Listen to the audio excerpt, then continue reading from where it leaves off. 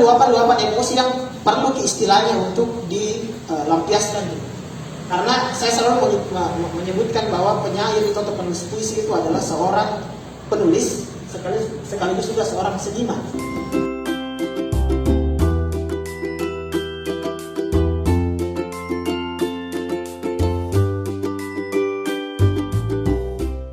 Assalamualaikum warahmatullahi wabarakatuh.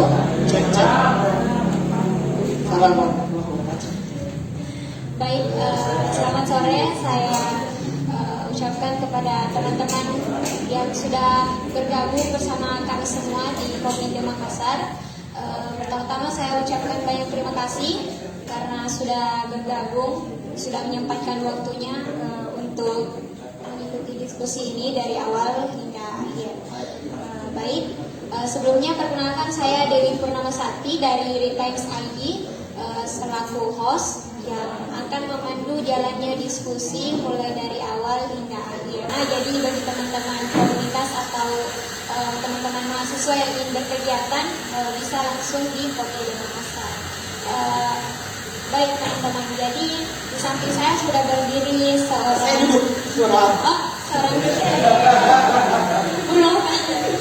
di samping saya sudah ada seorang penulis buku, juga seorang penyair, Kak Bakara Alisra. Ya, halo. Siapa Dewi ya? Dewi ya Kak. Jadi Kak Bakara ini juga merupakan ketua umum Forum Lingkar Pena Sulawesi Selatan ya Kak.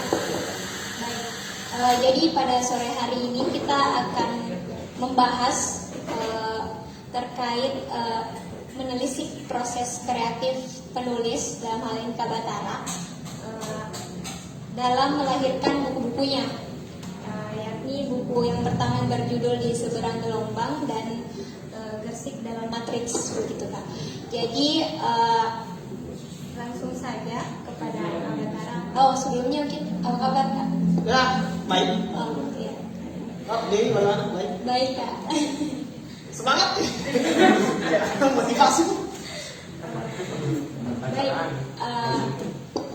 Kak Batara ini mahasiswa jurusan antropologi ya Kak. Nah, baik karena Kak Batara ini jurusan antropologi, kenapa sih Kak Batara harus menulis puisi? Maksudnya kan di antara antropolog lain itu biasanya menulis karya ilmiah seperti jurnal dan lain-lain sebagainya. Nah, sementara Kak Batara ini muncul dengan melahirkan pemikiran-pemikirannya menjadikannya sebuah puisi. Nah, pertanyaannya itu kenapa sebuah puisi?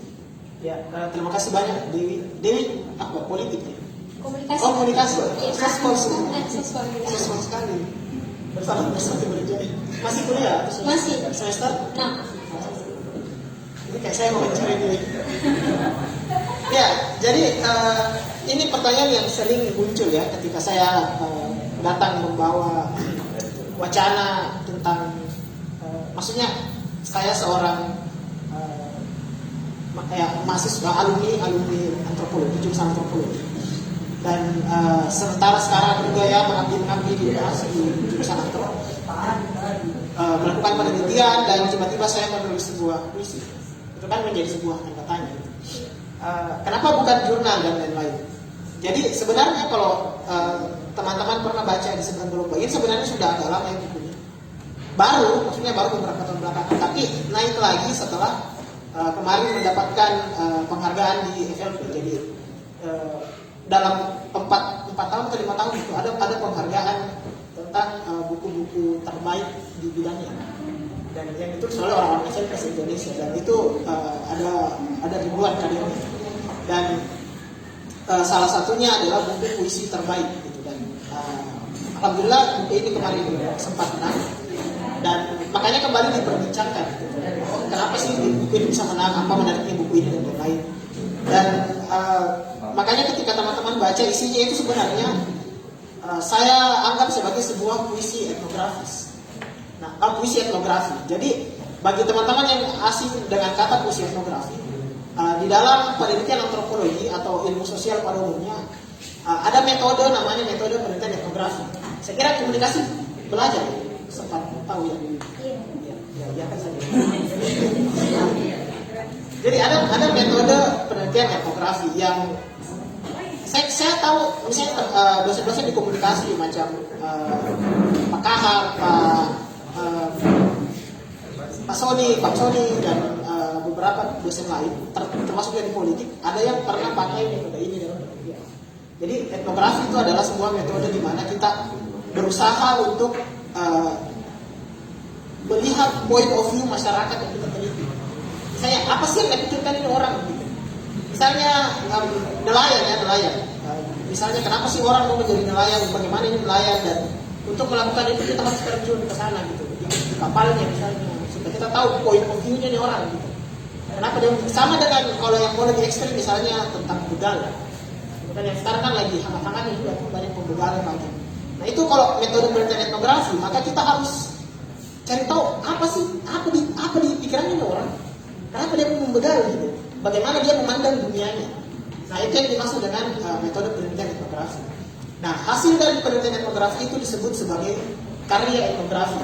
Jadi tulisannya itu tulisan etnografi. Nah bedanya adalah kalau laporan penelitian pada umumnya kan biasa kita pakai katanya sangat kaku ya. Peneliti menemukan hal menarik bahwa. Nah kalau dari etnografi itu seperti novel. Jadi kalau kita baca beberapa karya etnografi itu seperti novel. Misalnya kita pakai kata saya. Bahkan di tesis saya kemarin, saya mulai dengan tesis saya juga etnografi. Nah, saya mulai dengan perkataan ini adalah malam yang sangat dingin. Itu kalimat pertama dalam tesis. Itu kan seperti novel kan kalau kita ini. Nah itu adalah salah satu bentuk ciri khas dari karya etnografi. Terus apa hubungannya dengan puisi? Kalau kita lihat tadi dalam penelitiannya dan dalam penulisannya itu etnografi sangat asik, kayak santai, tidak terlalu kaku dan segala macam. Nah semangat ini juga yang ada dalam istilah yang bisa dibilang sebagai karya-karya kreatif. Kayak misalnya kita tulis novel, kita tulis puisi, itu kan bentuk karya kreatif, tulisan creative writing istilahnya. Dan itu yang pertama. Jadi ada semacam kemiripan antara puisi dan etnografi.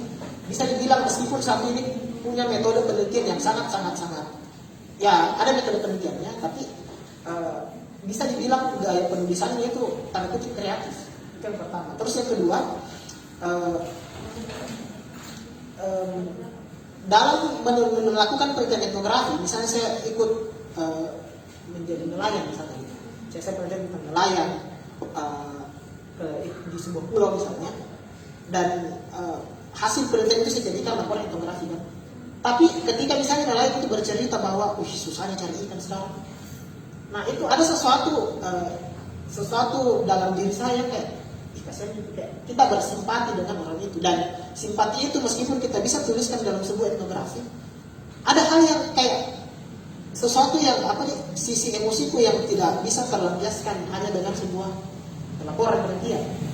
Nah ketika saya melakukan banyak sekali penelitian di beberapa tempat, di beberapa lokasi, bertemu dengan banyak orang dan mendengarkan banyak cerita-cerita yang kayak bagaimana ini bisa saya luapkan ini perasaan itu.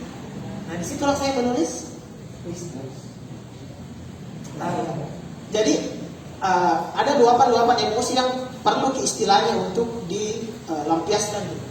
Karena saya selalu menyebutkan bahwa penyair itu atau penulis puisi itu adalah seorang penulis sekaligus juga seorang seniman. Nah kalau misalnya musisi, saya kayak kapal udara, Ale misalnya, dia mendengar cerita-cerita masa lalunya dan segala macam, dan dia mau ciptakan sesuatu karena dia ada luapan emosi dalam jiwanya, maka dia bikin lagu, karena dia musisi, kan? Atau misalnya ada pelukis misalnya tuh, anak WN misalnya, dia lihat misalnya kemarin penembakannya wartawan Palestina, yang meliput Palestina dan Israel itu, dia marah, akhirnya dia melukis, gitu. Karena dia cara meluapkan emosinya adalah dengan lukisan. Nah, saya ini tuh bukan tak pelukis, bukan kali musisi. Ya semoga saya jadi musisi. Nah, saya cuma bisa menulis kata-kata. Jadi saya untuk meluapkan emosi itu maka saya lampiaskan melalui kata-kata. Jadi penulis puisi atau penyair itu adalah seniman kata-kata. Saya selalu mengibaratkan seperti itu. Nah, itu alasan yang kedua. Terus alasan yang ketiga, ada istilahnya juga yang saya bilang tadi, puisi etnografi. Nah, puisi etnografi itu memang adalah suatu genre dalam atau jenis saya bilang karya yang masyhur diperkenalkan oleh Prof. Yunus Minalotoa. Beliau itu dosen UI antropologi dan bikin buku judulnya Luka Sebuah Negeri. Dan isi bukunya itu adalah sama dengan saya mengikuti jejak beliau. Dan dia melakukan penelitian kebanyakan di Kalimantan, misalnya Dayak, ada di Papua. Dan hasil penelitian itu dia jadikan puisi. Gitu. Jadi dia menangkap suara-suara yang mungkin tidak terlalu bisa terdengar gitu, dan dia lempar menjadi sebuah puisi. Nah, kenapa harus puisi? Harus kita akui tidak semua orang membaca laporan penelitian, tidak semua orang membaca jurnal, tidak semua orang membaca artikel. Dan salah satu caranya adalah dengan karya-karya kreatif seperti ini. Saya juga menulis cerpen, dan di cerpenku itu ada banyak juga unsur-unsur kelokalan gitu, yang diambil juga dari hasil penelitian. Dan selain itu ya puisi juga. Jadi ketika orang misalnya baca di seberang gelombang, dia lihat, oh ternyata ada pulau bernama Kautoa misalnya. Oh ternyata ada istilah tahu-tahu misalnya di bagian itu, atau tahu. Jadi itu tadi menurutku 3 alasan utama kenapa saya menulis. Terima kasih Kak Batara. Terkait membahas tadi Kak Batara membahas tentang metodenya, Ya. metode penelitian atau seperti Ya, betul. Nah, bagaimana sih? Apakah ada metode tertentu? Kan ini Kak Batara sudah melakukan penelitian, lalu mengubahnya menjadi sebuah puisi etnografi. Nah, apakah ada metode tertentu ketika ingin mengubah penelitian tersebut menjadi sebuah puisi? Lalu kesulitan-kesulitan seperti apa sih yang Kak Batara alami sendiri selama mengubah penelitian tersebut menjadi sebuah puisi etnografi? Jadi metodenya ya, memang sih jelaskan sudah. Ya berjalan begitu saja. Jadi misalnya ada mungkin ya kalau kita mau tekniskan seperti ini. Pertama itu harus ada idenya dulu. Tentu saja misalnya ketika saya melakukan penelitian, apa yang paling saya ingat dalam buku ini tuh, misalnya waktu saya ke Kautoa yang saya bilang tadi, itu sebuah pulau di Selayar, melakukan penelitian tentang tumbuhan obat dan jamu Stojo, tanaman obat dan jamu. Itu 2017 dan yang saya lakukan adalah ketika saya mengumpulkan data misalnya, hal unik itu saya rekam di kepala aku, ada saya catat juga tentu saja. Misalnya, oh ada cerita yang menarik. Misalnya itu saya temukan ada satu orang di sana yang sudah tua sekali, gitu, sudah tua sekali. Dan dia waktu itu adalah informan saya, partisipan saya yang saya wawancara. Dia sudah tua sekali waktu itu, tapi dia masih di kebun. Nah terus saya tanya, berapa nih umur tak? Saya tidak tahu, saya sudah sangat tua sekali. Terus saya tanya lagi, misalnya waktu merdeka Indonesia sudah lahir belum Pak? Terus dia bilang, Pak, waktu merdeka Indonesia anak saya sudah gadis. Jadi kira-kira dia lebih 100 lah umurnya gitu. Anggap ya asumsinya misalnya dia kelahiran tahun 1000 pas ketenggelam Titanic misalnya 1914 atau 13. Ya berarti dia sudah lebih 100 tahun. Pak. Terus saya tanya, apa risetnya bisa umur setua itu? Dia bilang, saya konsisten makan 4 biji kelor. Bijinya kelor, dia keringkan terus dia makan setiap hari. Dan itu salah satu yang dia lakukan. Dan di cerita ini menarik sekali gitu, saya ingat terus ini cerita dan akhirnya saya bikinkan puisi dan ceritanya di bapak. Jadi dari pertemuanku dengan ini bapak-bapak, bapak sama ini bapak-bapak, itu menjadi data penelitian sekaligus pengalaman data pribadi untuk saya gitu. Dan cerita-cerita ini yang kemudian saya kelola, kemudian jadi sebuah puisi. Bisa jadi misalnya saya ketemu dengan Dewi dan terjadi ada cerita menarik dari Dewi dan kemudian saya jadikan puisi. Bisa sih. Misalnya ada orang bercerita tentang pendirian ini di Times, Saya bikinkan puisi kan bisa saja. Itu kan ada proses-proses kreatif. Nah, salah satu mungkin proses kreatifnya adalah dengan selain itu tadi ide, yang kedua itu adalah menyusun misalnya kata-kata kunci. Saya kata-kata kuncinya apa? Dan dari pertemuan itu dengan ini bapak-bapak umur lebih 1 tahun, kemudian tempat kelor, kemudian di mana dia tinggal, gitu. Saya lupa nama tempatnya. Nah itu yang kemudian saya bikinkan bisa narasikan ini ceritanya, ini bapak ceritanya. Oh dia pernah selamat dari tembakan, dia pernah ditembak dan selamat. Saya narasikan ke dalam sebuah buku. Tantangannya susah. Kesulitannya selama Ada ya, susah sebenarnya karena kebanyakan orang mungkin menganggap bikin puisi itu gampang sih, karena singkat, tidak seperti cerpen atau novel yang butuh panjang atau paragraf gitu. Tapi puisi sebenarnya itu adalah pemadatan kata-kata. Jadi apa yang kita sampaikan dalam bentuk cerpen itu bagaimana caranya supaya dia bisa cuma satu puisi yang tidak lebih dari 1 atau 2 halaman. Bayangkan banyak sekali kata yang harus dibuang, dipadatkan. Bagaimana satu kata itu harus mewakili makna satu kalimat misalnya, gitu. Kayak dikodifikasi gitu bang, dikompres gitu, disipkan gitu bang. Ya. Kita harus klik kanan dan ekstrak. Kalau kita mau tahu maknanya, kita cukup komunikasi ini, gitu. Jadi itu kesulitannya sebenarnya.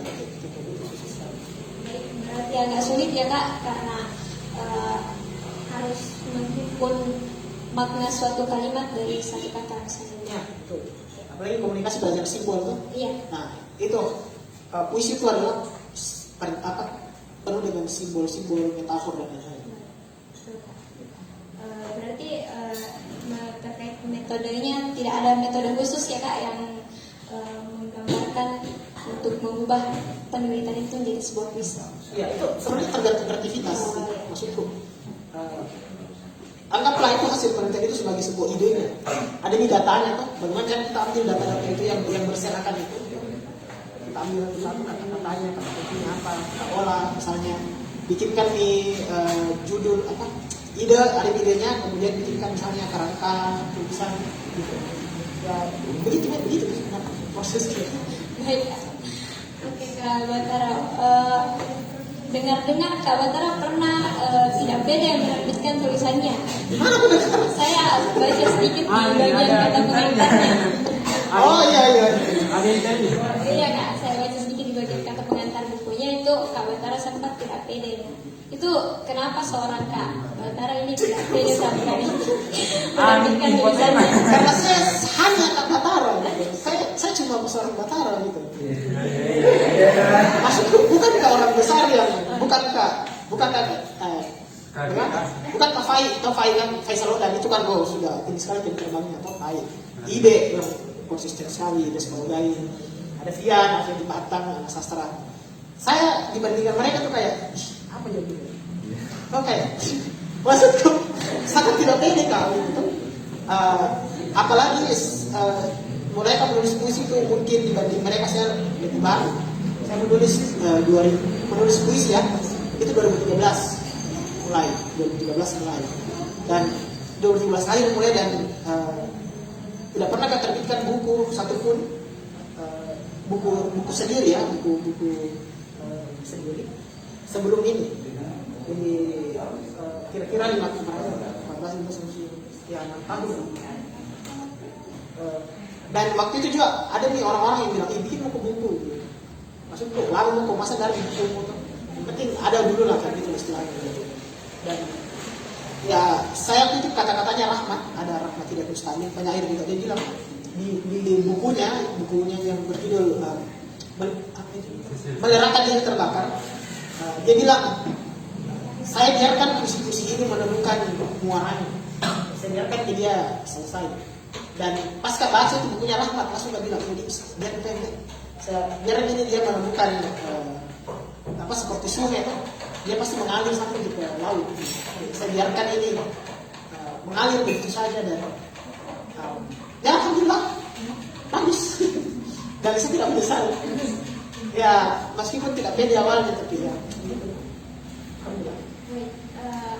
Berarti Kak Batara ini sudah tadi kalau tidak salah 6 tahun ya menulis puisi. Ya dari 2013 sampai ini buku. Oh, oke. Kalau untuk bukunya sendiri tuh butuh berapa lama Kak sampai akhirnya terbit dan bisa mendapatkan FLPO? Kalau rancangan bukunya sebenarnya sudah lama sih. Kayak dari 2017 itu sudah saya rancang memang sebenarnya. Tapi selalu tak merasa ini puisi kayaknya tidak cocok harus disesuaikan. Jadi kayak tidak merasa selesai naskahnya.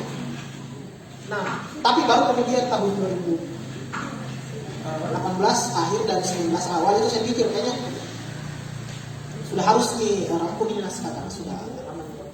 Jadi saya bikin nih banyak-banyak puisi gitu. Nah itu mulai muncul idenya pas selesai saya bilang penelitian di Pulau 2017. Dan banyak waktu berjalan dari 2017 sampai 2019 ya banyak puisi-puisi baru yang kemudian saya dapat yang lebih banyak juga dari teman-teman. Ya, itu yang mungkin akan meningkatkan kualitas naskahnya, naskah yang saya bikin dan jadi puisi.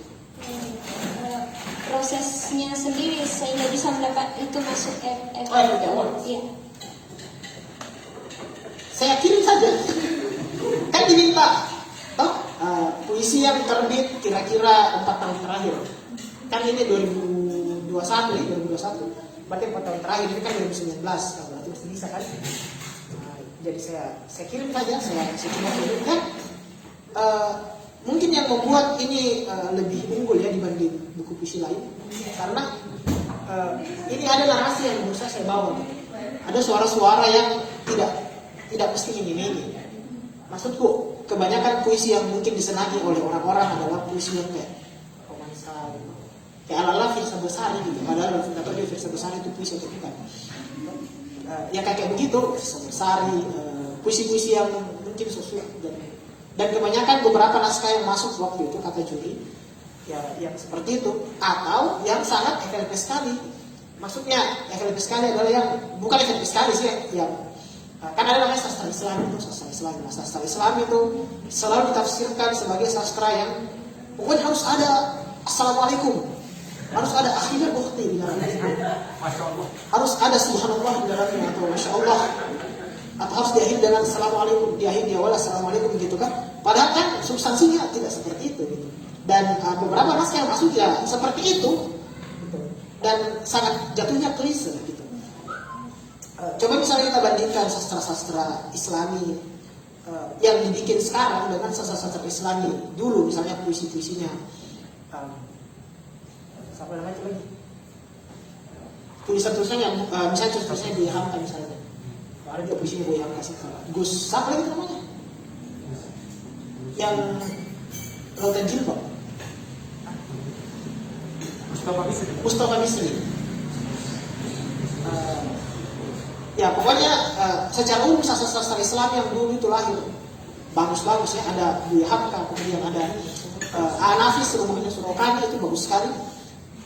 Nah kalau misalnya mau dibandingkan dengan sekarang itu kan agak terlalu jatuhnya tidak bagaimana ya, sangat klise dan akhirnya seperti saya berceramah atau mendakwahi orang gitu.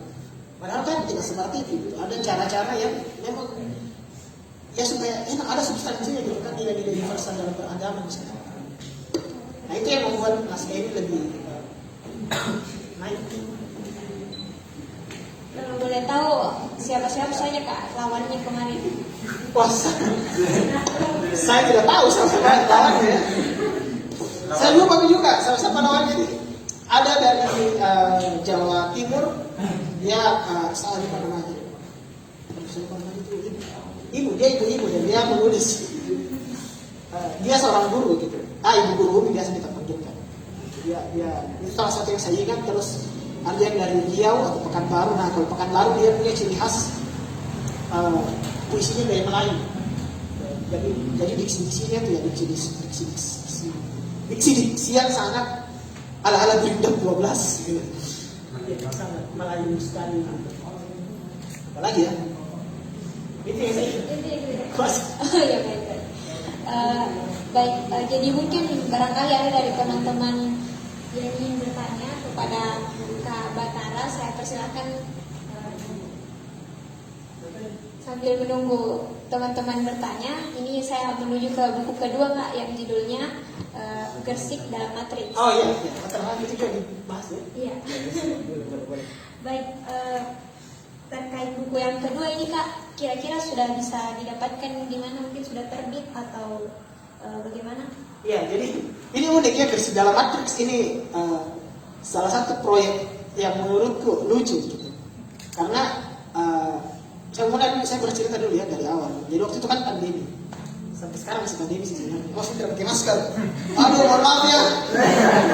Mohon maaf juga teman-teman kamera. Di Facebook saya, mohon maaf. Kan sudah ada kan instruksi dari presiden untuk tidak pakai masker. Di masker ini, Pak. Nah, jadi waktu itu pandemi itu 2020 dan saya waktu itu sedang studi di New Zealand waktu itu. Dan di Zealand kan lockdownnya itu keras ya, ketat sekali gitu. Kayak maksudnya pas ada kasus COVID satu orang langsung lockdown gitu. Jadi ya saya di rumah saja di kosan itu, di apartemen kayak kamu bikin saya tugas pusing kan, kepala gitu kan, pusing. Dan kemudian saya juga berpikir kayaknya ini mau 2020 itu atau ketika pandemi ada 2019 bahkan mungkin sampai sekarang 2022 ini menurutku momentum yang besar bagi umat manusia gitu. Salah satu caranya memanfaatkan momentum adalah dengan berkarya. Karena kita mungkin akan dikenal oleh anak cucu kita 100 tahun ke depan. Siapa yang akan mengira bahwa ketika pandemi itu tuh 2019-2020 kemarin sampai sekarang ilmuwan itu mencari catatan tentang pandemi yang terjadi di tahun 19 berapa ya? Spanyol. Ya, itu pokoknya di awal dekade 1900-an itu ilmuwan kan ada banyak catatan itu dari ahli-ahli sekarang itu mencari catatan tentang flu Spanyol. Bahkan ada beberapa sejarawan yang mencoba mengulik lagi, misalnya sampai ke Black Death tahun 1000 berapa itu Black Death 1006 yang Eropa itu. Ya, yang di Eropa itu yang setengah populasi Eropa tewas karena pandemi juga. Dan bahkan yang umat Islam pun waktu itu sedang heboh-hebohnya karena haram itu vaksin dan segala macam. Bagaimana hukumnya melakukan physical distancing dan lain-lain, tidak boleh pergi sholat di masjid ya, atau begitu kan heboh sempat pastinya. Dan itu kan kemudian lihat lagi hadis-hadis tentang pandemi. Misalnya umat Islam lihat bahwa saat pandemi itu ternyata ada hadisnya Nabi yang bilang tidak boleh keluar. Kalau misalnya kau ada sebuah wabah dari suatu kampung, tidak boleh keluar. Itu kan ada hadisnya seperti itu. Dan bukan cuma dalam konteks agama tertentu, tapi dalam kearifan lokal kan juga digali. Misalnya di Jawa itu ada istilah pagebluk, apa istilah itu yang orang Jawa bilang? Pagebluk ya. Ya. Itu kan ada juga kearifan lokal tentang itu. Kemudian di Makassar, kemarin saya sempat diskusi, saya lupa ada istilahnya itu juga untuk wabah bagi orang Makassar, dan ada juga tata caranya. Bukan tata cara bersuci dari patah hati ya. Ya ini sekadar promosi, itu bukunya juga tentang tata cara bersuci dari patah hati judulnya. Itu cerita kumpulan cerpen ya, katanya kumpulan cerpen. Nah lanjut. Jadi kan di pandemi ini, gitu kan, saya kemudian memanfaatkan ini momentum untuk kira-kira ada yang saya tinggalkan gitu di pandemi ini. Saya tidak jalan kosong di pandemi ini. Yang kemudian akan ada yang dikenang entah mungkin untuk saya pribadi atau untuk mungkin keluarga atau mungkin untuk orang-orang atau mungkin untuk puisi atau mungkin 100, 200, 300, 1000 tahun ke depan gitu. Ketika orang misalnya mau lihat ternyata ada pandemi ya tahun 2020 ini di muka bumi ini, dan sampai dia temukan mungkin tulisanku misalnya ternyata ada puisi yang lahir gitu. Kan banyak juga kan orang-orang berkarya selain saya, misalnya kayak ada yang band bikin tema-tema lagu tentang COVID dan segala macam. Ada yang lagu dangdut COVID, tidak ada itu? Ada. Ya kayak gitu, saya memanfaatkan momentum untuk menulis gitu. Nah, karena kasusnya saya waktu itu di New Zealand dan saya tidak bisa pulang ke Indonesia, jadi saya inisiatif bikin bukunya dalam bentuk digital. Gitu. Jadi dia bentuknya PDF. Nah, tetapi karena waktu itu juga saya merasa manusia semakin didekatkan jaraknya, atau kayak seperti bukunya Sartak Hidiam ya, yang Biasa kan dilihat kan yang dunia yang dilipat dia tuh yang kayak tidak seolah tidak ada sekali jarak antara virtual dan langsung gitu. Iya. Oh, virtual juga realita. Karena realita itu ada virtual dan ada fisikal. Nah ini jangan diputar balikan. Nah intinya seperti itu lah pokoknya. Dan kemudian saya berpikir, oh iya kenapa tidak saya bikin PDF? Bentuknya digital, gitu kan digital. Dan kemudian saya anggap ini sebuah simulasi saja, tanda kutip simulasi, karena akan saya bikin lagi versi cetaknya, tapi yang lebih upgrade. Kayak misalnya ini di versi dalam matrix itu cuma 50-60 halaman kalau tidak salah. Nah nanti untuk di versi cetaknya itu mungkin akan ada 100 lebih halaman, kayak 2 kali lipat. Jadi sampai saat ini masih dalam bentuk e-book begitu ya? Iya, dalam bentuk e-book dan bisa sekali dimiliki. Oh, ya. Bebas begitu kan? Iya, dibeli. Oh. Jadi masih akan menuju proses percetakan begitu kak? Ya, jadi untuk sekarang yang tersedia itu adalah bentuk PDF. Tapi di covernya itu kalau saya lihat covernya itu kan versi dalam matrix simulasi kumpulan puisi. Itu judulnya kan. Nah versi cetaknya nanti itu akan hilang simulasinya. Jadi versi dalam matrix kumpulan puisi. Tapi itu akan lebih upgrade. Nah yang versi digitalnya ini karena untuk menghargai saja hak kekayaan intelektual, hati ketemu. Ya saya jual itu dengan harga 10.000 per buku. Iya, karena masih digital. Iya, 10.000 per buku gitu. Karena kan tidak ada kalau saya kasih gratis. Bahkan saya jual di New Zealand sama teman. Bilang, how much for your ebook gitu kan? Just $1 man. $1? Iya, it's $1. $1. Kok itu $1? Kan kalau di-convert di rupiah ke dolar kan $1. Ya sama gitu. Berarti proses pembuatan ini waktu pandemi. Ya. Terus sampai sekarang masih berlanjut begitu kak? Ya betul sekali. Sudah 2 tahunan nih kak? Ya betul sekali. Jadi itu keseluruhan puisi yang saya buat pas pandemi. Ada juga beberapa bab atau beberapa puisi yang saya ambil dari sini. Yang temanya saya kira cocok dengan tema yang mau saya angkat di buku itu, ya saya masukkan di kembali. Tapi nanti di versi cetaknya, puisi-puisi yang misalnya terbit di sini yang saya masukkan ke situ kan saya hilangkan. Karena akan bermasalah itu nanti dengan persoalan ISBN atau hak cipta nanti. Karena satu beda penerbit kan. Waktu baca buku ini kak, saya merasa dibuat berpikir gitu. Nah ini yang menariknya karena di daftar isinya itu ada beberapa istilah dan kita disuruh dulu googling, cari tahu istilahnya beberapa bagian itu. Nah apa motivasinya Kak Batara memberi seperti itu? Karena kita disuruh googling dulu artinya ini apa, arti babnya gitu. Iya. Iya versi. Ya mungkin ada yang sudah baca versi dalam matrix. Kalau belum saya ceritakan, jadi di buku itu ada 5 semacam bab. 5 atau 4 ya, saya lupa juga. 4 kayak ya, 4 ya, 4. Yang maksud ini yang bab pertama kayak yang googling istilah-istilah. Iya Kak, iya. Betul. Kok googling gitu? Tapi dari saya dapat. Atau mungkin saya nggak paham. Iya mungkin. Jadi begini, jadi sebenarnya itu buku puisi. Itu lebih eksperimental. Satu buku puisi itu eksperimental. Kayak ini kan versi dalam matrix itu dia di seberang gelombang kan ada temanya kayak tentang landscape geografis Sulawesi Selatan. Ada ekosistem perairan gitu, kayak laut. Makanya diksi-diksi tentang laut, pantai, layar, kapal, pokoknya yang berkaitan dengan itu. Kemudian ada landscape perkotaan. Makanya puisi-puisinya di sini ada romance, genrenya tuh masyarakat perkotaan dan segala tetek bengek percintaannya tuh situ. Nah, terus yang ketiga itu pegunungan, kan kayak tertata gitu. Nah kalau di versi dalam matrix itu lebih eksperimental, makanya banyak puisi-puisi aneh di situ tuh.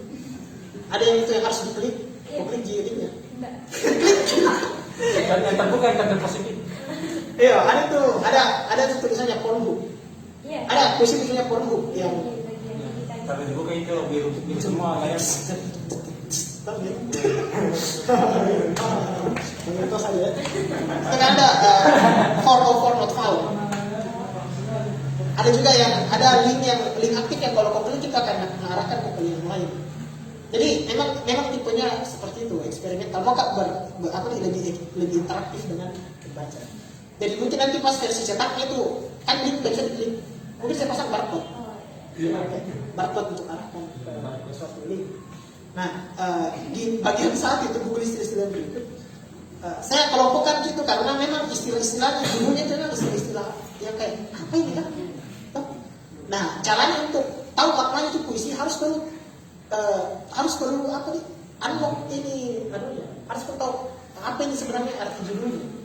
Kayak Ferdinand Hetsblas tuh. Ya, ada pokoknya judulnya tuh Ferdinand Hetsblas tuh.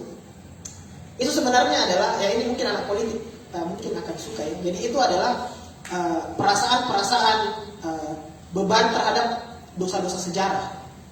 Dan ini fenomena yang ada di Jerman ketika pasca Nazi. Kan Nazi membantai jujur gitu. Nah generasi sekarang itu mereka malu punya leluhur kayak itu lah. Nah perasaan-perasaan malu akan karena ketika panggaungan ini leluhurku kejam sekali saya leluhurku penjajah atau pembunuh pelaku genosida dan lain-lain. Nah perasaan-perasaan malu akan dosa sejarah itu disebut sebagai Ferdinand Hetsblas. Kayak begitu. Jadi harus kau Google memang. Dan harus kau buka di web. Ada yang sih yang dari artikel kayak Ferdinand Hetsblas itu dari artikel. Kemudian apa itu judul puisi ya? Ada banyak judul kayak Aotearoa. Ada. Aotearoa itu nama lainnya New Zealand. Itu artinya awan putih yang panjang berbintang. Kayak gitu. Jadi yang harus ke Google itu. Dan sengaja kayak supaya kalian belajar.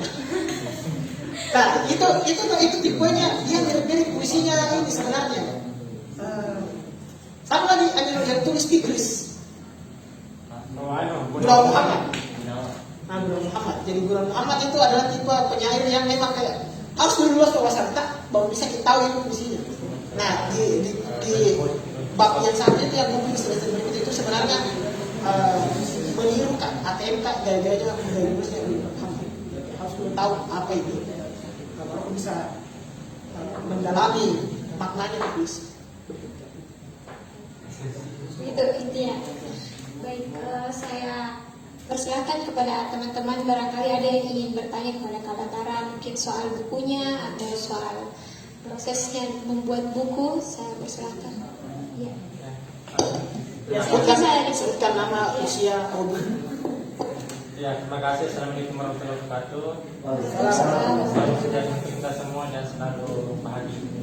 Saya Didi Permana dari FBS Unsur, hobi menulis, berbisnis dan menangis. Oke. Saya apa ya? Di dalam pikiran saya itu ada sebuah istilah yang mungkin bisa menjadi apa ya? Hal yang akan terjadi di masa depan, yaitu sastra metafors. Sastra metafors. Istilahnya mungkin wahana kita dalam bersastra itu tidak akan seperti sastra konvensional pada umumnya gitu. Jadi bagaimana kita menampilkan sesuatu yang lebih digitalisasi dan lebih modern, yang mengikuti zaman. Mungkin kalau saya lihat puisinya Kak ini yang gosip dalam matriks ini, mungkin akan seperti itu di masa depan. Istilahnya akan menunjuk kepada gertakan baru dalam sastra metafors. Mungkin misalnya begini, kalau puisi-puisi kita kan dibaca dalam bentuk kata atau dalam bentuk tulisan. Mungkin di masa depan ya puisi itu akan ditampilkan pada data, pada coding-coding, pada hal-hal yang lebih digital gitu. Ya. Istilahnya ya mungkin sastra konvensional itu akan punah di masa depan nanti. Jadi mungkin saya mau tanyakan apakah ini semacam ancaman untuk sastra ke depan kita, karena mungkin apa ya, ini semacam distopia pada ranah sastra gitu. Itu yang pertama. Yang kedua, sastra apa ya, etnografi ya, atau tulisan etnografi. Ini juga diperdebatkan pada saat lomba DKJ. Karena kalau kita lihat sastra-sastra atau tulisan-tulisan pemenang DKJ akhir-akhir ini, dia mengangkat tema etnografi, tapi tidak dia mengangkat tema-tema yang lebih eksperimental ya. Kecuali kalau novelnya si Set itu dia lebih eksperimental, lebih ke fantasi gitu. Pertanyaannya, apakah sastra etnografi ini istilahnya lebih apa ya? Maksudnya dia lebih mengembangkan sisi-sisi humanisme dalam realitas gitu. Karena kalau kalau sastra eksperimental itu lebih ke hiburan, lebih ke mengembangkan imajinasi, tapi kita tidak mendapatkan sisi humanisme dari realitas gitu. Apakah nilai sisi sastra eksperimental itu tidak mempunyai ranah sastra yang lebih terhormat gitu. Mungkin saya, terima kasih. Baik, mungkin saya langsung persilakan saya kepada Kak Batara untuk menjawab dua pertanyaannya. Yang pertama terkait sastra metaverse dan yang kedua terkait sastra etnografi. Saya berharap puisi digital ini dilihat dari pemerintah Kota Makassar. Karena kita menuju metaverse, toh. Makasih untuk metaverse, toh. Iya. Iya, jadi apa ya bisa bilang sebenarnya ini juga ide ini ya, Menggeris dalam Matrix itu. Kalau kalian pernah nonton The Matrix, film lama itu yang kayak tema-tema atau mungkin saya sudah terlalu tua ya. Ada yang baru-baru yang main Matrix Reloaded, apa gitu? Matrix apa gitu? Matrix. Atom. Ya itu Pak, pokoknya. Jadi atau ada juga yang pernah mungkin dengar teori simulasi, bahwa kita ini hidup dalam sebuah simulasi saja. Simulasi bahwa alam semesta itu cuma simulasi. Dan suatu hari kita akan terbangun di dunia yang sebenarnya. Ya kita cuma kayak simulasi komputer aja, ada super program, super duper mega program yang menjalankan kita semua ini gitu. Dan bagi sebagian orang itu mungkin adalah Tuhan. Nah, itu yang berusaha saya bawa narasinya ke sini, bahwa saya berpikir kalau memang teori simulasi itu benar, berarti ya kita memang yang kita lakukan hanyalah sebuah simulasi.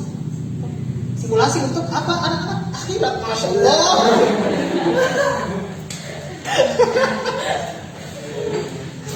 Serius kak, itu saya pikir langsung nafas apa aja itu teori simulasi dan namanya simulation theory. Jadi dia dipelajari di teori string teori di fisika kuantum. Saya bukan ahli fisika, tapi saya senang baca buku-buku yang kayak begitu dan nonton film-film yang kayak begitu dan diskusi sama orang-orang yang kayak begitu. Dan menarik sekali kalau kalian baca teori simulasi, belum lagi teori multiverse dan itu mind bending sekali. Dan saya pikir kayak gila kan rasa gitu kan, betul kayak gitu.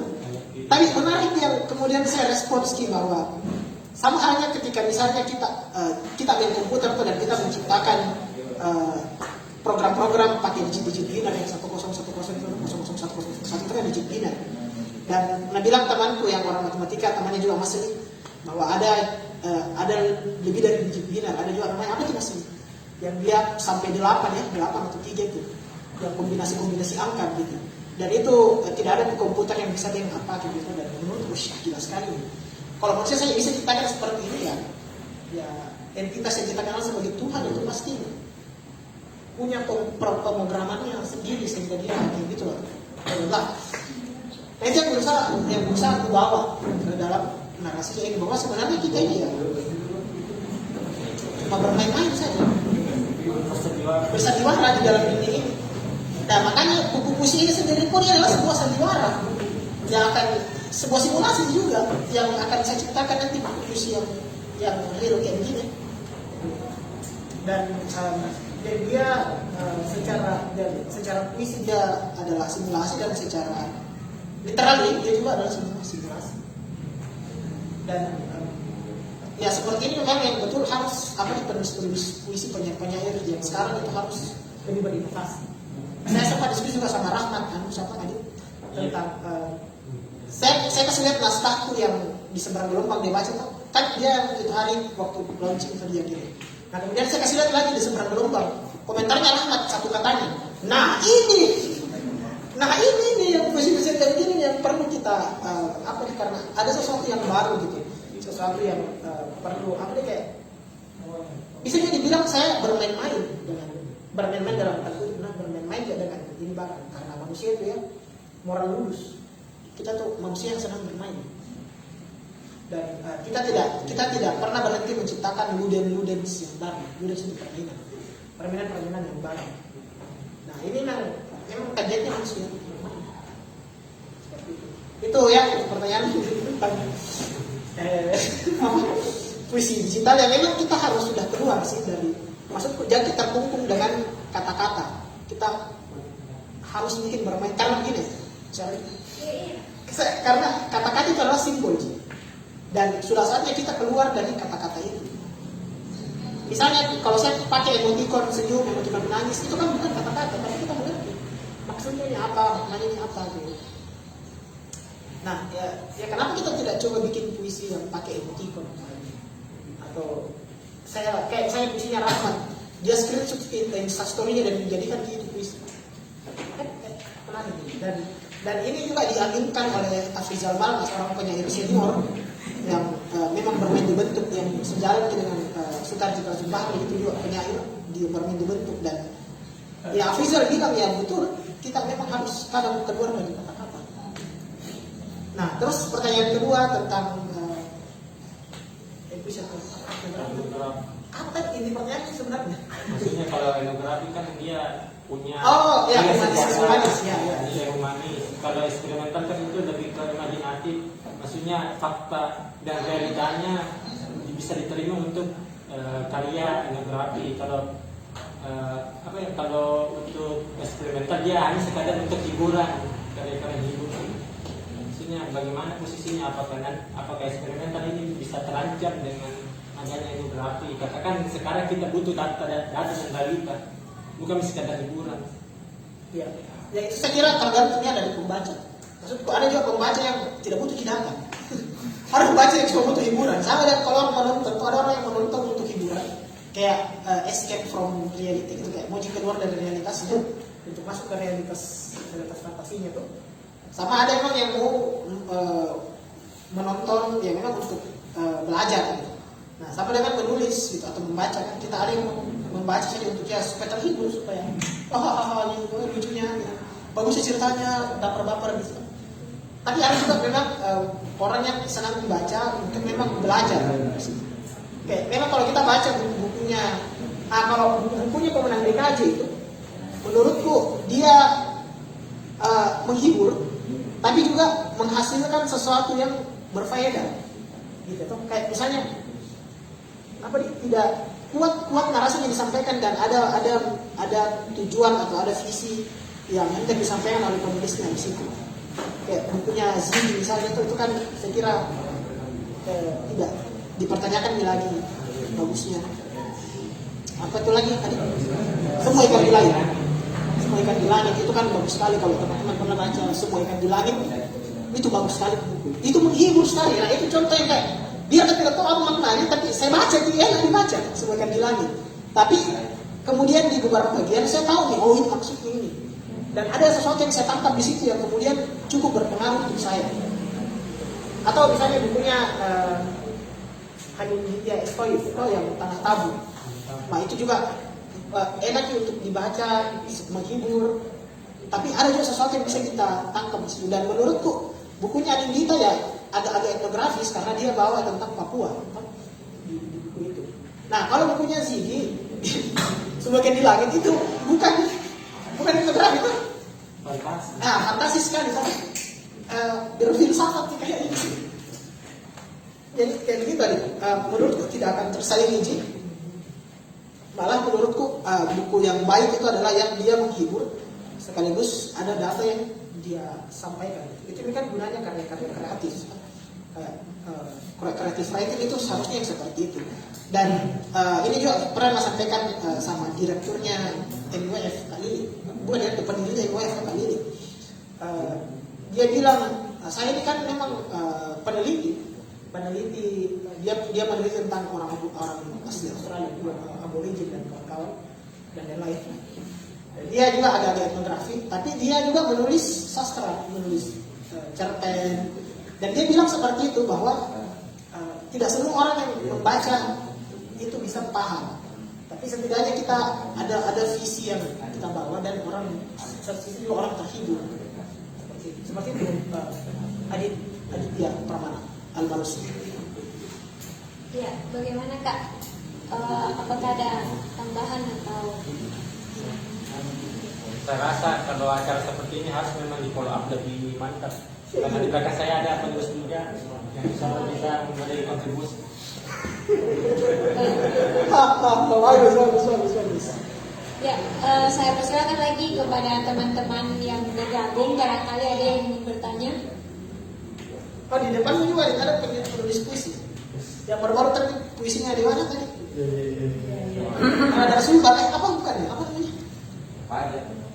Oh, keren tadi di Fajar, keren tadi di Birawa apa? Birawa ya. Ya, bagus ini. Biasa. Boleh juga nanti diskusi. Ya, bikin buku lah dulu. Sehingga bisa didiskusikan. Ya, saya kembalikan ke teman-teman. Apakah ada yang ingin bertanya? Baik. Oh iya. Iya, sebenarnya pertanyaan ini pernah saya tanyakan loh sama Kak Bata, tapi saya belum kayak mendapati titik terang di balik pertanyaan itu. Saya mempertanyakan hal-hal yang visi yang bertema lokalitas, yang menyangkut hal yang dekat dengan kebudayaan, apalagi Kak Bata dekat dengan hal-hal yang berkaitan dengan kebudayaan.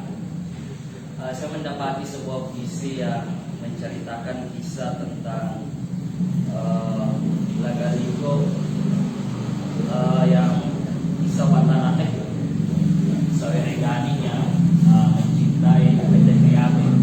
Dalam visi tersebut digambarkan bagaimana visi-visi itu menggambarkan bahwa dia ingin melawan sebuah nilai-nilai lokalitas yang sebenarnya diciptakan oleh masyarakat untuk tidak menghendaki yang namanya hubungan saudara.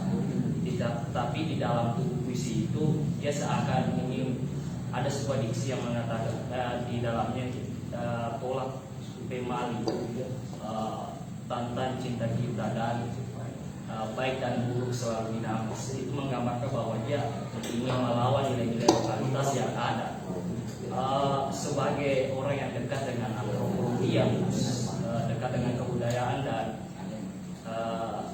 banyak menuliskan puisi-puisi tentang lokalitas sebagai sebuah gagasan atau sebagai sebuah informasi terkait dengan kebudayaan.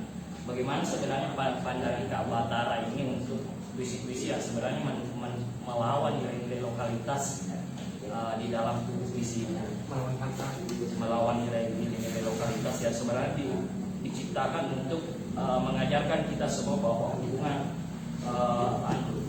kisah bagian dari kisah Saweregadi yang mencintai Weten Riabi itu sebenarnya sesuatu hal yang terlarang, tapi itu saja. Ya, terima kasih Kak atas pertanyaannya. Mohon maaf tadi siapa namanya Kak? Arif. Usia satu lagi tuh. Saya mendapat ini input, tapi Alcina kisah cinta yang apa itu? Tapi saya mendapati diksi-diksi di dalamnya jelas dia melawan nilai-nilai lokalitas yang ada. Baik, saya langsung persilahkan kepada Kak Batara untuk menjawab pertanyaan dari Kak. Iya, pernah diskusikan ini di Sopeng ya? Pernah di suatu ruang Zoom. Oh, bukan waktu di Sopeng gitu. Bukan ruang Ya, saya sendiri berpendapat bahwa semua orang merdeka dalam berkarya.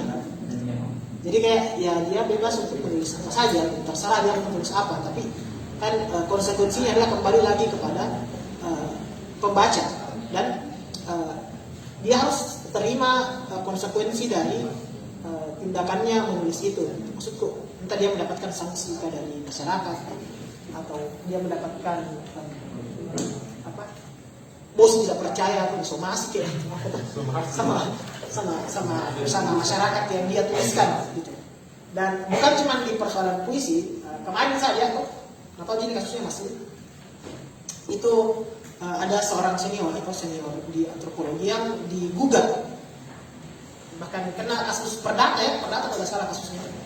Itu karena dia menulis di sebuah jurnal bahwa orang Rongkong itu adalah budak dulu, mantan budak dari kerajaan dulu. Woi, marah orang Rongkong. Tahu Rongkong itu di daerah lu utara kalau nggak salah itu. Marah, lu timur, lupa kan? Marah karena dibilang bahwa ini tidak pernah seperti ini. Akhirnya ini tulisan yang diterbitkan di jurnal itu di take down dan dikena sanksi adat setelah diadvokasi oleh tidak bukan advokasi. Karena hukum adat itu harus sembelih atau berapa ekor kerbau. Itu karena menantang menulis kayak sesuatu yang seperti itu. Nah, ini contoh saja ya. Coba misalnya ketika kita menuliskan sesuatu yang apalagi Lagaligo itu sakral. Maksudku teks Lagaligo adalah teks sakral. Disakralkan oleh beberapa orang Bugis ya, beberapa orang Bugis yang masih percaya, terutama orang Tolota. Itu menganggap bahwa Lagaligo itu adalah kitab sucinya mereka. Jadi segala hal yang pada kutip mencederai Lagaligo itu dianggap sebagai penyimpangan adat. Tetapi segala hal yang berkaitan dengan tafsiran kita terhadap teks-teks, kita anggap saja teks religius ya, karena ada yang percaya teks religius, teks-teks religius atau teks-teks tradisional itu entah dia akan dianggap sebagai orang yang menentang ajaran leluhur atau menentang tradisi. Sama misalnya ketika ada teks Al-Quran yang kemudian ditafsirkan oleh orang lain sebagai hal yang berbeda. Nah pasti orang Islam marah dong. Nah sama ini misalnya kasusnya itu kemarin, maka saya ini terlepas dari orang itu bebas berkarya ya. Maksud silakan berkarya, tapi ya setiap tulisan punya konsekuensinya. Nah saya sendiri menganggap ini sebagai sesuatu yang terus itu orang sebenarnya tidak terlalu bermasalah gitu. Tetapi tipis-tipis sekali ini hampir menyentuh kayak jurang, hampir dijatuh gitu ya, kayak karena untungnya narasinya adalah kalau saya dengar yang dari puisi yang kau bilang tadi, ini narasinya yang bercerita orang ketiga. Ada tokoh yang menyuruh Salari Gading untuk kali pokok tangkap adat gitu kan, ini seolah ada dapat dibisikan ini Salari Gading, dapat bisikan ini Salari Gading. Dan bisikan ini adalah si penulis. Berarti si tokoh penulis ini itu masuk ke dalam puisinya dan membisiki Salari Gading tentang ada apa lagi segala macam itu. Nah ini dalam konteks Bugis Makassar ini adalah perlawanan. Berusaha mengguncang status quo. Status quo ini Pak, ini masuk kok. Bagian berikutnya ceritanya Lagaligo. Jadi saudara tadi ceritakan Aminur bahwa ini Salari Gading dia jatuh cinta sama saudara kembarnya, Tendriabe. Nah, dewata atau orang tuanya ini Salari Gading itu pisahkan dengan mereka sejak lahir. Harus dipisahkan dengan anak karena diramalkan mereka akan jatuh cinta.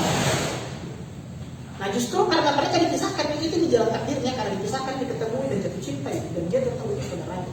Entah itu ternyata tidak ada yang saudaramu apa gitu. Apa dari ngomong dan ada kemudian bilang tidak bisa menikahi kan karena kita saudara, tidak boleh menikah sama saudara kandung, itu namanya incest. Nah akhirnya si Tendriabe bilang ada itu orang yang mirip sekali sama saya, nikahi dia. Tempatnya itu di Alicina, Cina bukan Cina, ada yang bilang Cina Tiongkok. Kalau versinya pemerintah Indonesia itu Cina Tiongkok karena dia mau glorifikasi kejayaan Indonesia di masa lalu. Wah, pergi berlayar orang Bugis ke Cina. Padahal yang dimaksud adalah kecamatan Cina dari Bone. Cina Bone, bukan Cina di Bone, ada Cina di Bone. Nah, itu ada maksud Tendriabe, Tendriabe ke situ. Ya, di situ ada orang namanya Wen Chudai. mencurigai. Bawa ini, sepotong kuku dan rambut. Ini buktinya. Ya, kalau kau tidak percaya. Padahal ini saya lihat menyeberang ketemu mencurigai. Oh, persis. Jadi mereka itu belajar selamanya. Menikah berdua gitu. Nah itu yang bilang tadi begitu ceritanya. Nah di puisinya ini orang dia berusaha bilang, kenapa kok pergi nikah mencurigai? Itu mau terjadi apa gitu? Tanpa adat. Karena dia kan Menikah saja gitu loh. Nah ini menurutku gimana secara sebagai orang Bugis Makassar saya tidak sepakat ya dengan, karena dari segi adat itu sudah tidak boleh dan dari segi agama itu tidak boleh. Tetapi sekali lagi semua orang bebas merdeka dalam berkarya. Ya kalau itu memang yang dipikirkan ya silakan gitu, tidak ada masalah. Tapi itu dianggap sebagai sesuatu yang kayak ya berbahaya gitu menurutku. Karena orang langsung akan akhirnya terpengaruh dia nikahi saudaranya. Akhirnya kalau kecilnya baru rusak struktur keluarga tuh. Ternyata tanteku adalah ibuku. Pusing gitu. Ya kayak begitulah. Bagaimana Kak terkait jawabannya?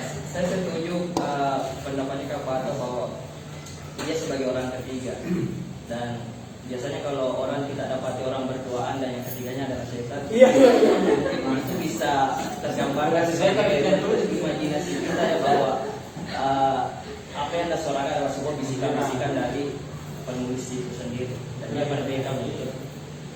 Ya. Tapi bisa juga ambil sisi positifnya, maksudnya kalau kita ambil semangatnya tuh kita bisa bilang bahwa ada memang hal-hal di dalam tradisi kita yang memang tanda kutip perlu digugat karena itu menyusahkan. Jadi dia memang ingin menggugat itu tradisi-tradisi.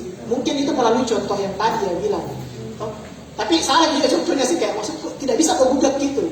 Yang bisa kau gugat misalnya yang paling dekat dengan kita adalah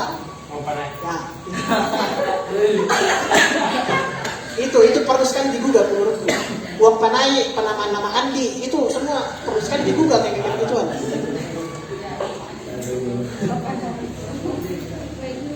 Terima kasih Kak atas jawabannya. Saya kembalikan lagi kepada teman-teman. Apakah ada yang ingin bertanya?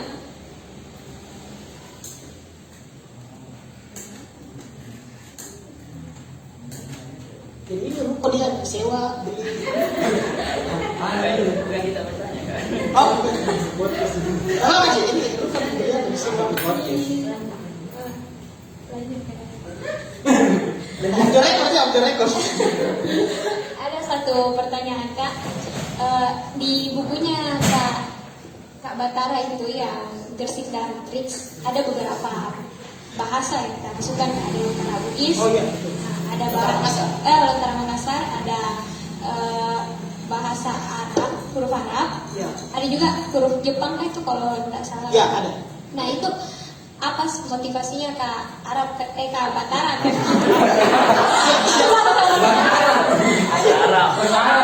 Maksudnya Kak,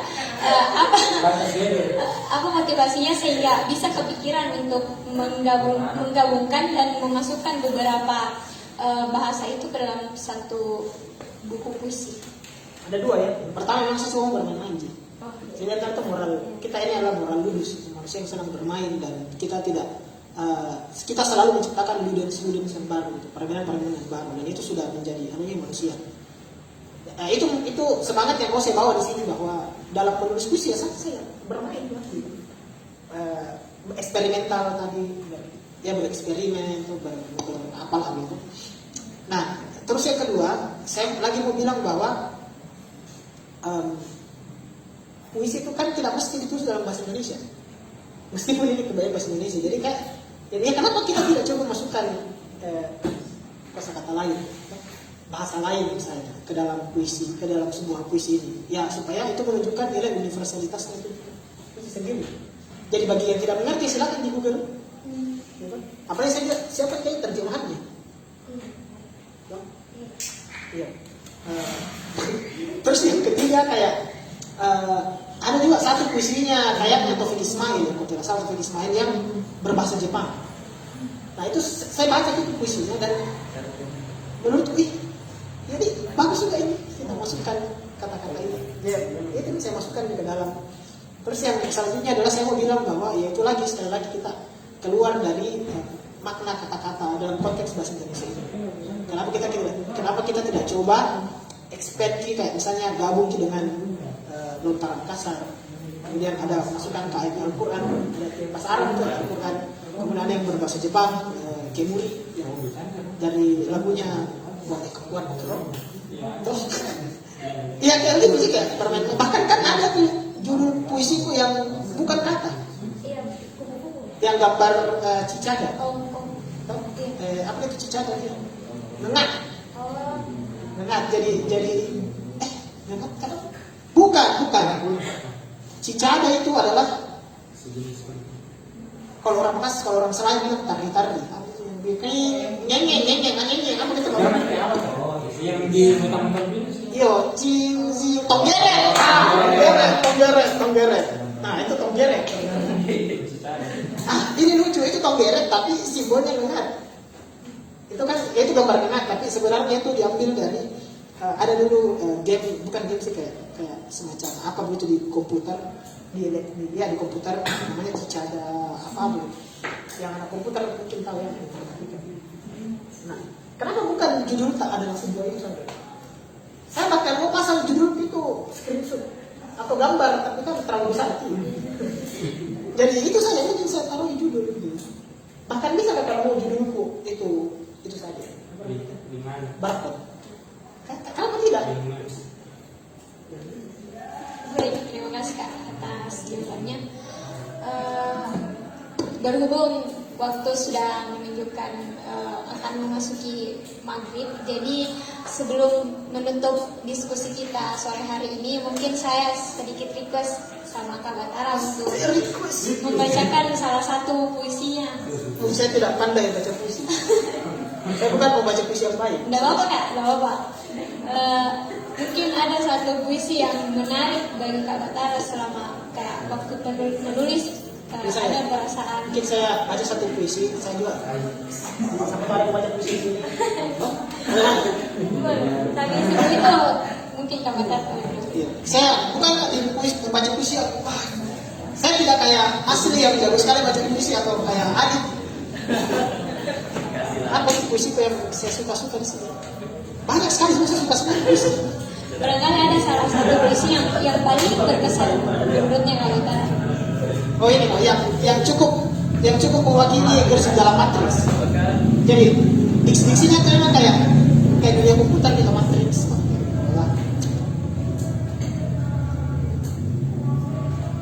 Judulnya Bising. You have become tool of a tool. Digital ghost telling you to shut up and dance. Nightwish. Itu pengantarnya. Ada sih bukan ya ini baru isinya ini. Bising ya. Udara penuh jaringan. Setiap kita bukan siapa-siapa. Sunyi dalam riuh, kota tanpa puisi, pembunuh paling kali. Orang akan melihat masa lalu dari cerita yang disimpan kemarin. Tapi tak ada yang kembali. Sampai suatu hari kita pulang sebagai data.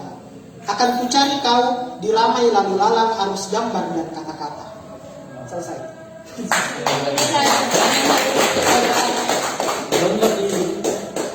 Ya kayak begitu puisi-puisinya di dalam. Baik, untuk diskusi kita sore hari ini mungkin saya cukupkan. Saya ucapkan banyak terima kasih kepada teman-teman dari baik itu dari FLK atau dari komunitas mahasiswa yang datang. Terima kasih sudah meluangkan waktunya.